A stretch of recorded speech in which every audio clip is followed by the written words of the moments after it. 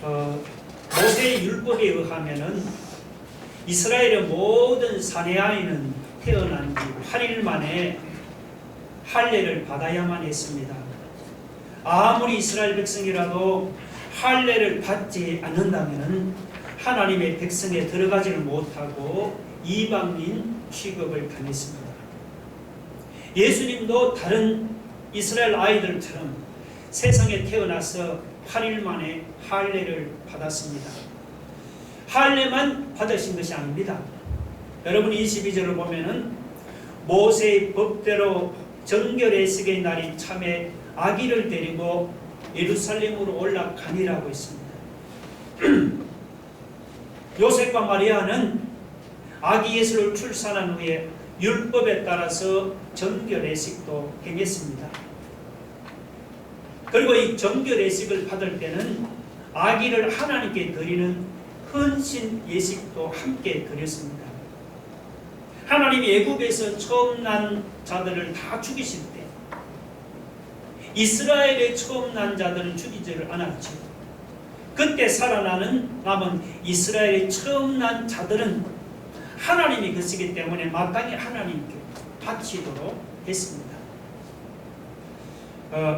오늘 본문을 보시면은 모세의 법이나 혹은 율법이 여러 번 반복해서 나오고 있습니다.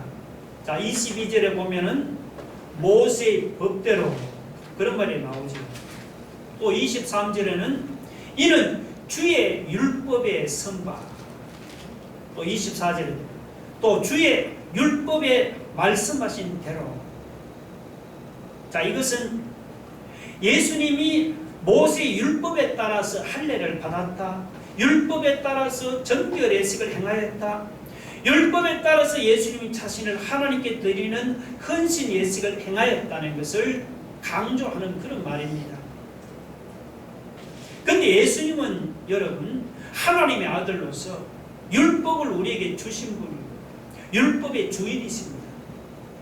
율법의 주인이요 율법의 수요자에게는 율법에 매일 필요가 없고 우리처럼 율법을 지킬 의무도 없습니다. 그런데도 예수님은 율법에 따라서 할례도 받고 그리고 정결예식도 행하고 율법에 따라서 헌신예식도 행했습니다. 율법을 지킬 필요가 없는 하나님의 아들이 율법 아래로 들어가셔서 율법을 다 지켰습니다. 여러분 예수님이 왜 받지 않아도 되는 할례를 받았습니까? 예수님이 왜 행하지도 않아도 되는 정결예식을 행하였습니까? 예수님이 왜 드리지도 않아도 되는 헌신예식을 드렸습니까? 율법의 주인으로 율법을 지킬 필요가 없는 예수님이 왜 굳이 율법 아래로 들어가서 모든 율법을 다 지켰습니까? 그 이유는 뭐냐? 바로 율법 아래 매인 죄인을 구원하기 위해서입니다. 사람은 다 죄인이기 때문에 율법을 지키려 해도 지키지를 못합니다. 율법을 지키지를 못하면 율법은 우리를 사정없이 정죄하고 심판합니다. 그래서 예수님은 우리를 율법의 저주와 율법의 심판에서 구원하시려고 친히 율법 아래로 들어갔습니다. 우리 대신에 예수님이 율법을 다 지켰습니다. 우리가 순종하지 못하는 율법을 예수님이 우리 대신에 다 순종했습니다. 그래서 우리가 예수님을 믿으면은 하나님은 예수님이 율법을 지킨 것을 그것을 우리가 지킨 것으로 간주해 주십니다. 우리가 예수님을 믿으면은 하나님은 예수님이 율법에 순종하신 것을 우리가 순종한 것으로 간주해 주십니다. 우리가 예수님을 믿으면 하나님은 예수 그리스도의 의를 우리의 의로 간주해 주십니다. 여러분 세상에 이것보다 더 큰 하나님의 은혜가 또 어디에 있습니까? 알고 보니 우리가 율법을 지켜서 구원받은 것이 아닙니다. 우리가 율법에 순종해서 구원받은 것도 아닙니다. 우리 힘으로 율법을 지킬 수도 없고 율법에 순종할 수도 없는 죄인입니다. 예수님이 율법 아래로 들어가셔서 우리 대신 율법을 지켜주시고 예수님이 우리 대신 율법에 순종함으로써 우리가 구원을 받은 것입니다.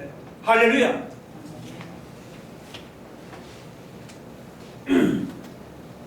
예수님이 할례나 정결의 sig이나 헌신의 sig을 받은 또 하나의 이유가 있습니다. 그것은 예수님이 바로 유대인같이 되기를 위해서였습니다. 여러분, 유대인을 구원하려면 유대인같이 되어야 합니다. 이방인의 모습으로는 유대인을 구원할 수가 없습니다.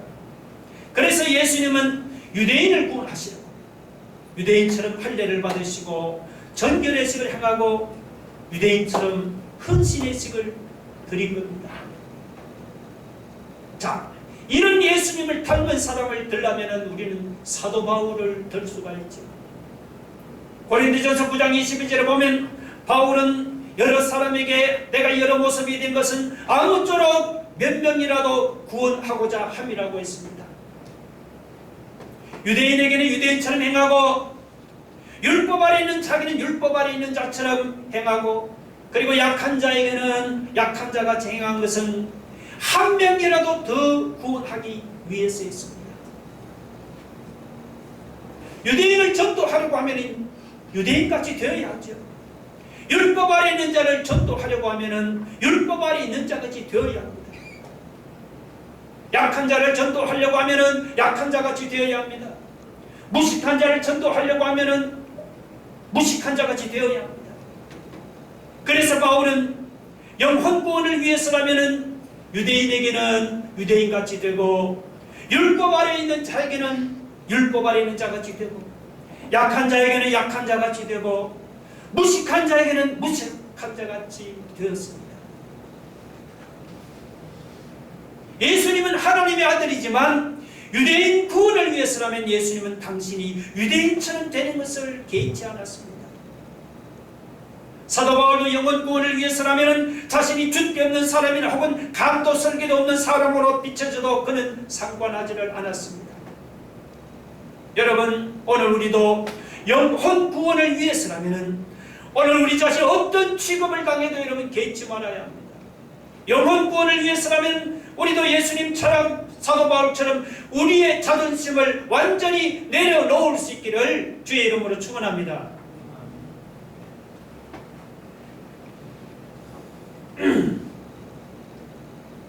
예수님이 탄생하시 40일이 지나서 마리아와 요셉이 정결의 sig을 행하려고 예루살렘 성전으로 올라갔습니다. 그때 예루살렘 성전은 유월절을 지키기 위해서 여러 곳에서 온 사람들로 붐비고 있었습니다. 그런데 그 많은 사람들 중에 하나님의 아들을 알아보는 사람이 한 명도 없었습니다. 사람들이 다 영적으로 어두워져서 눈이 있어도 하나님의 아들을 알아보지를 못했습니다. 하나님의 아들이 이 땅에 오셨는데도 사람들이 알아보지를 못하다니 참으로 안타까운 노릇입니다. 다행히 영적으로 어두워진 사람들 중에 예수님을 알아보는 사람이 2명이 있었습니다. 바로 시몬이라는 사람과 안나라는 여선지자였습니다.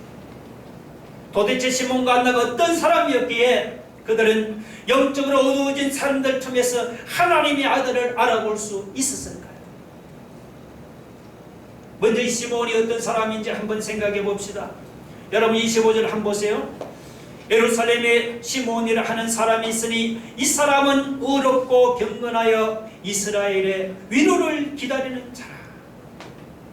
시몬은 신앙이 타락하고 도덕이 문란한 시대를 살면서도 거기에 물들지 않고 의롭고 경건하며 이스라엘의 위로를 기다리는 사람이었습니다. 자, 여기서 여러분 이스라엘의 위로란 이것은 메시아가 오셔서 이스라엘 백성에게 가져다 줄 위로를 말하는 것입니다. 그러니까 이스라엘의 위로를 기다린다는 것은 달리 말하면 바로 메시아를 기다린다는 그런 말이에요. 오랫동안 메시아를 기다려온 시몬이 성령님으로부터 지시를 받은 것이 하나 있었습니다. 그것은 뭐냐? 그가 그리스도를 보기 전에는 죽지 않는다는 것입니다. 그런 메시지를 받았습니다. 26절 보세요. 그가 그리스도를 보기 전에는 죽지 아니하리라 하는 성령의 지시를 받았더니 시몬은 나이가 많도록 그 성령님의 지시에 순종해서 하나님의 아들이 오실 때를 끝까지 참고 기다리다가 드디어 성전에 들어가서 기다리던 하나님의 아들을 만나는 영광을 얻은 것입니다. 여러분, 우리가 사는 세상은 어떤 것입니까? 죄악이 난무하는 혼탁한 곳입니다. 영적으로 어둡기는 그때보다 아마 지금이 더한 것 같습니다. 사람들은 세상 욕심과 쾌락에 빠져서 우리 가운데 찾아오신 하나님의 아들을 알아보지를 못하고 있습니다. 하나님의 아들을 알아보기는 그저 관심도 없습니다. 그저 세상에서 성공하고 출세하고 돈 버는 일에만 온통 마음이 빼앗겨서 살아가고 있습니다. 그러나 세상 사람들은 그렇게 살지라도 우리는 그렇게 살지 맙시다. 우리는 세상 사람처럼 세상 욕심과 쾌락에 빠져 살지 맙시다. 세상에서 성공하고 출세하고 돈 버는 일에만 마음이 빼앗겨서 살아가지 맙시다. 오늘 이 본문의 시몬처럼 어렵고 경건하게 살아가기를 바랍니다. 땅의 것만 바라보지 마시고 하늘의 것을 바라보며 하나님의 약속을 기다리며 살아가는 삶이 되기를 바랍니다. 그래서 이 어두운 시대에 여러분 하나님의 아들을 만나는 그런 영광과 축복을 받아 누리게 되기를 주의 이름으로 축원합니다. 그 다음에 안나라는 여선지자에 대해서 한번 생각해 봅시다. 안나가 어떤 여자입니까? 36절 한번 보세요. 또 아셀 지파 바누엘의 딸 안나라 하는 선지자가 있어 나이가 매우 많았더라. 그가 결혼한 후 7해 동안 남편과 함께 살다가 과부가 되고 84세가 되었더라. 그러니까 이 안나가 결혼 후에 남편과 7년을 함께 살다가 남편이 죽어버린 거야. 그리고는 84세가 되도록 그냥 혼자 과부로 지냈습니다. 20살 때 한번 결혼을 했다고 한번 생각해 보면은 27살에 청산 과부가 되었어요. 84세가 되었으니까 57년을 과부로 지내온 셈입니다. 그러니까 인간적으로 보면 안나는 참 불운한 여인이었습니다. 그러나 안나가 57년을 과부로 지낸 것도 놀랍지만 그보다 더 놀라운 것은 무엇이죠? 그가 84세가 되도록 성전을 떠나지 않고 주야로 금식하고 기도하면서 하나님을 숨겼다는 것입니다. 37절을 그렇게 말씀하죠. 이 사람이 성전을 떠나지 아니하고 주야로 금식하며 기도함으로 승리를 이루는 것입니다. 여러분, 안나가 이렇게 성전을 떠나지 않고 주야로 금식하고 기도하다가 어떤 축복을 받았습니까? 마침 그때 정결의식을 행하려고 성전을 찾아온 요셉과 마리아를 만났습니다. 안나는 그들을 통해서 그들이 안고 오는 하나님의 아들을 만나는 이런 영광과 축복을 받은 것입니다. 할렐루야.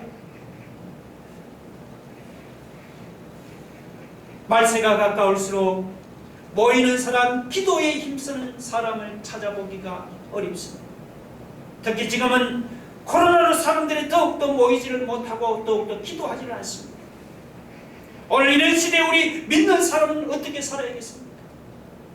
그냥 사람들이 모이지는 않고 기도하지를 않는다고 그냥 우리도 모이지를 말고 기도하기를 피해야 합니까? 그럴 수는 없는 거 아니에요. 여러분, 히브리서 10장 25절 잘 아는 구절이죠. 같이 한번 읽어봅시다. 다 같이 시작. 모이기를 해하는 어떤 사람들의 습관과 같이 하지 말고 오직 권하여 그날이 가까움을 볼수록 더욱 그리하자. 오직 권하여 그날이 주님 재림할 날이 가까이 올수록 더욱 또 모이고 기도하자. 사람들이 모이지 않고 기도하지 않는다수록 우리는 모이기를 힘쓰고 하나님 앞에 기도하기를 더욱더 힘쓰기를 바랍니다. 여러분, 안나처럼 하나님의 성전을 떠나지 않고 주야로 금식하고 기도함으로 하나님을 씁니다. 재림하시는 우리 예수 그리스도를 여러분이 제일 먼저 만나보는 그런 영광과 축복을 받아 누리게 되기를 주의 이름으로 축원합니다.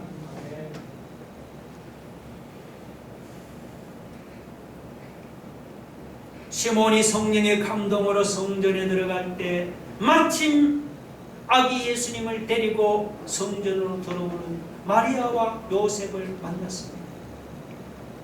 마리아와 요셉은 율법의 관례에 따라서 아이를 하나님께 바치는 이제 헌신 예식을 드리려고 성전으로 들어왔습니다.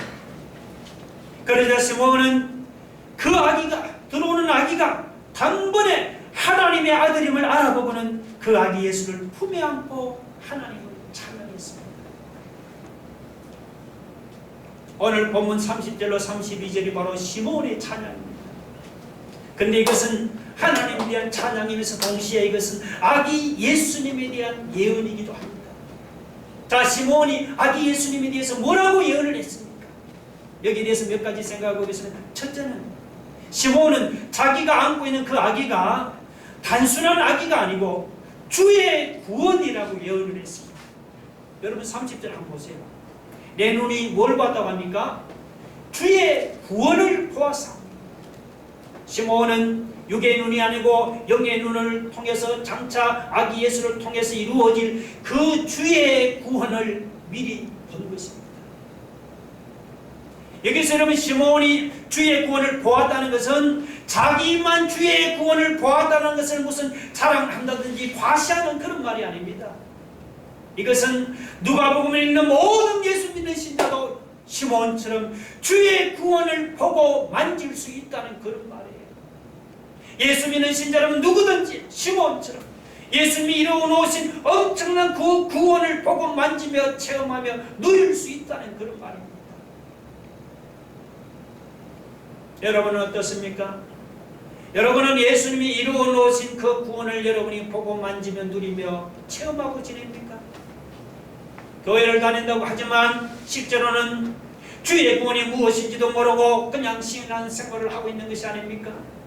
말로는 우리가 예수 믿는다고 하지만 예수님께서 이루어놓으신 그 놀라운 구원을 여러분이 영적으로 보지도 못하고 만지지도 못하고 누리지도 못하고 체험하지도 못하는 게 아닙니까?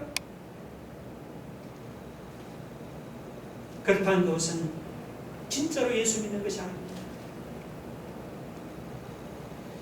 우리의 영의 눈이 열려서 예수님이 우리를 위해 이루어놓으신 그 놀라운 구원을 여러분이 영적으로 보고 만지며 누리며 체험하는 것이, 이것이 뭐냐? 진짜로 예수님을 믿는 것이죠. 우리 모두 영의 눈이 활짝 열려서 시몬처럼 예수님이 우리를 위해서 이루어놓으신 그 놀라운 구원을 여러분이 직접 보고 만지고 체험하시고 누리는 이런 축복을 받아 누리기를 바랍니다. 둘째, 시몬은 아기 예수를 통해서 이루어질 그 주의 구원이 어떤 구원인지를 예언했습니다. 당시 유대인들에게는 이방인들에 대한 구원은요, 안중에도 없었습니다.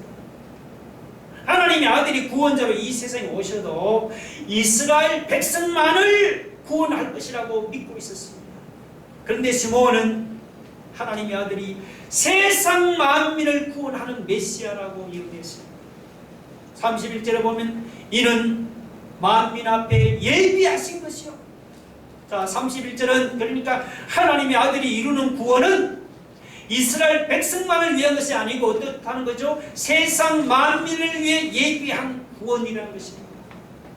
그 밑에 32절이 주의 구원을 좀 더 분명하게 설명하고 있죠. 이방을 비추는 빛이요 주의 백성 이스라엘의 영광이니이다 했습니다. 그러니까 주의 구원이 이방인에게는 어둠을 비추는 빛이 되지만 반면에 이스라엘 백성에게는 세상에 많고 많은 민족들 중에서 특별히 자기들 가운데서 주의 구원이 나타났다는 것이 말할 수 없는 큰 영광이었죠. 마리아와 요셉이 여러분 전에도 아기 예수에 대해서 천사가 예언하는 말을 여러 번 들었잖아요. 그런데도 그들은 시몬이 아기 예수에 대해서 예언한 말을 듣고는 또다시 크게 놀랐습니다. 33절에 그게 놀랐다고 말을 하고 있죠. 왜냐하면 시몬이 아기 예수에 대해서 예언했던 그 내용이 워낙 놀라운 것이었어. 마리아와 요셉이 크게 놀란 것입니다. 에베소 2장 12절에 보면은 예수님이 오시기 전에 우리는 그리스도 밖에 있었고 이방인들이죠. 이스라엘 나라 밖의 사람이요. 약속의 언약들에 대하여는 외인이요. 그리고 세상에서는 소망이 없고 하나님도 없는 자였습니다. 바로 우리가요. 만약에 하나님이 예수님 안에 있는 그 복음의 빛을 우리에게 비추지를 않았다면 오늘 저와 여러분 우리는 아직까지도 하나님을 모르고 우리는 어둠 속에서 방황하고 있었을 것입니다. 그런데 예수님이 이방의 빛으로 오셨잖아요. 시몬이 예언한 대로 예수님은 유대인만을 위한 구원자가 아니죠. 예수 그리스도는 오늘 저와 여러분 같은 이방을 비추는 빛으로 오셨습니다. 예수님이 비추는 그 복음의 빛을 통해서 지금까지 하나님을 모른 채로 캄캄한 흑암과 어둠에 갇혀서 방황하던 죄인들이 하나님을 알게 되고 구원을 얻게 된 것입니다. 할렐루야. 어둠에 갇혀있던 죄인이 하나님을 알고 구원을 얻는 것보다 더 놀랄 만한 일이 여러분 어디 있습니까? 아직도 여러분 어둠 속에서 방황하는 인생이 있습니까? 그런 사람은 죄를 회개하고 빛 대신 주님 앞으로 나오시기 바랍니다. 빛 대신 주님 앞으로 나오시면은 어둠 속에서 방황하던 인생이 어둠에서 벗어나서 하나님을 알게 되고 주님이 이루어놓으신 그 놀라운 구원을 보게 될 줄로 믿으시기 바랍니다.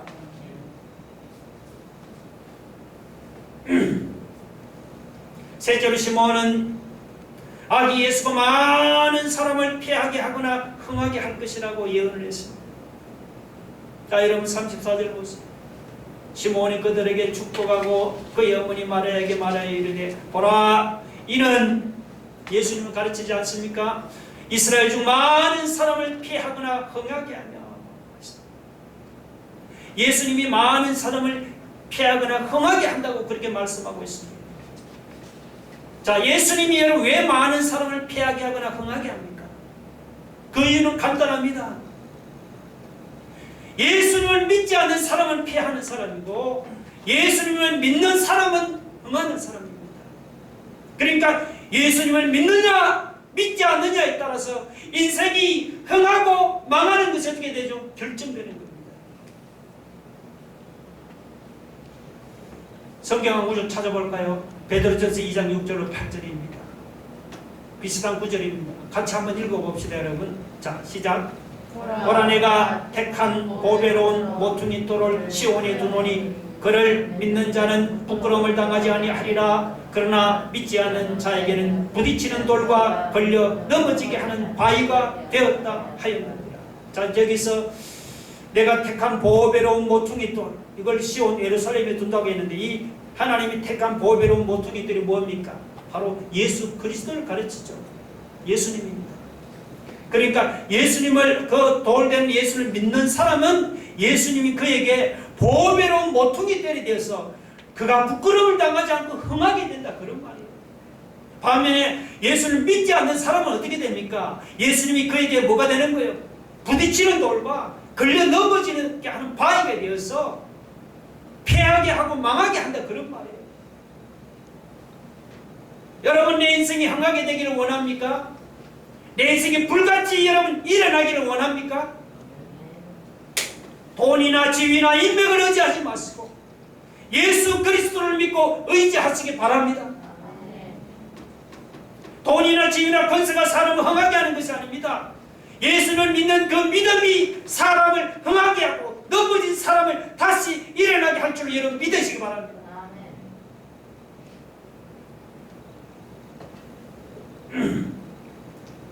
넷째 시몬은 그 아기 예수가 비방을 받는 표적이 되기 위하여 세움을 받았다. 그렇게 예언을 해줘. 여러분 34절 한 끝에 한번 보세요. 비방을 받는 표적이 되기 위하여 예수님이 하나님으로부터 세움을 받았다는 그런 말이에요. 그 말대로 예수님은 정말로 세상 사람들로부터 영광이 아니고 비방을 당하기 위해서 하나님으로부터 세움을 받았잖아요. 여러분 실제로 복음서를 읽어보세요. 예수님이 가는 곳곳마다 영광보다는 비방을 당하지 않았습니까? 누가복음 11장에 보면 예수님이 귀신 들린 사람을 고쳐주셨어요. 감사하지 않고 바리새인들은 어떡합니까? 예수님이 귀신의 왕 바알세불을 힘입어서 귀신을 쫓아냈다면서 예수님을 비방했잖아요. 그리고 예수님 안식일에 병자를 고쳐주시면 예수님이 안식일을 어겼다면서 비방을 했어요. 감사하지는 않고. 요한복음 8장에 보면 예수님이 유대인들을 책망하시니까 유대인들은 예수님을 사마리아 사람이라고 비방하고 귀신 들렸다면서 예수님을 비방을 했습니다. 여러분, 예수님이 세상을 구원하시려고 이 땅에 오셨는데 왜 사람들이 예수님을 이렇게 비방합니까? 그 이유는 예수님이 그들의 죄를 지적하고 책망하기 때문에. 책망들은 뭐 기분은 안 좋지. 그래도 우리가 죄를 지적받고 죄를 책망받으면은 자기를 돌아보면서 회개해야 하지 않습니까? 그런데 사람들은 회개하기는 그냥 죄를 지적하고 책망하는 예수님이 미워 보이고 싫었던 거예요. 그래서 이유 없이 예수님을 비방했습니다. 여러분 혹시 여러분도 예수 믿는다는 이유 때문에 혹시 비방 당해 보았습니까? 여러분 비방당한다고 여러분 절대로 이상하게 생각하지 마세요. 신자는 여러분 이 땅에서 비방당하게 되어 있습니다. 예수님 때문에 비방당하게 되어 있습니다. 예수님 때문에 세상에서 비방당하는 그것이 뭐냐? 참된 신자의 표적입니다. 여기 비방당하는 표적이라 했잖아요. 그러니까 만약 여러분이 예수 믿는 신자로서 지금까지 여러분이 예수님을 위해서 세상에서 비방 한 번도 안 당했다면 그런 사람은 솔직히 자기가 참된 신자인지 한번 심각하게 여러분 고민해 보시기 바랍니다. 마지막으로 시몬이 마리아에게 뭐라고 예언합니까? 칼이 내 마음을 찌르듯 하리라. 35절 그렇게 예언했어요. 그런 말씀이 나오죠. 또 칼이 내 마음을 찌르듯 하리라. 이것은 마리아에게 주신 말씀입니다. 실제로 마리아는 나중에 정말 칼이 마음을 찌르는 듯한 고통을 당했습니다. 여러분 예수님이 하나님의 아들이지만 그래도 육신으로는 마리아의 아들이 맞잖아요. 마리아의 배에서 나왔잖아요.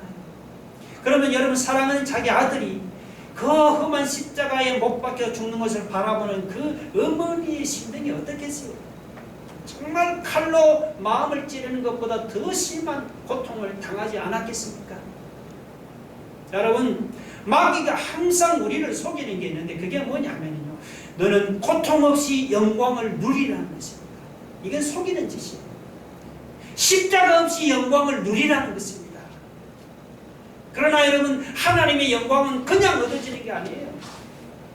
하나님의 영광을 얻으려면 우리가 십자가라는 고통을 반드시 통과해야만 얻어지는 것입니다. 그렇다고 예수님은 고통을 당했습니까? 마리아는 칼로 찌르는 듯한 고통을 당했습니까? 여러분은 구약성경, 신약성경 읽어보시면 믿음의 사람은 다 누구든지 고난을 당하게 되어 있잖아요. 바울, 다윗 고난 당하지 않았습니까? 여러분 십자가 없는 영광은 참된 영광이 아닙니다.